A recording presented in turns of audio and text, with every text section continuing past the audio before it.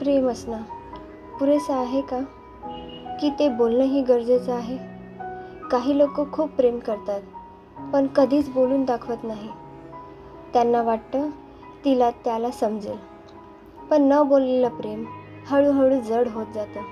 आणि म्हणूनच या प्रश्नाचं उत्तर शेवटी येणार आहे. तो रोज तिला सोडायला येतो. ती रोज त्याच्यासाठी वाट पाहते. सगळं आहे, फक्त शब्द नाहीत. कारण प्रेम फक्त भावना नसते, ते पोचलं पाहिजे. प्रेम मोठ्या गोष्टी मागत नाही, ना परफेक्ट शब्द, ना भारी हावभाव. फक्त एक साथ, तू महत्त्वाची आहेस. कधीकधी खूप धैर्य मागतं. जेव्हा तो एक दिवस बोलतो, ती हसते आणि नातं हलकं होतं.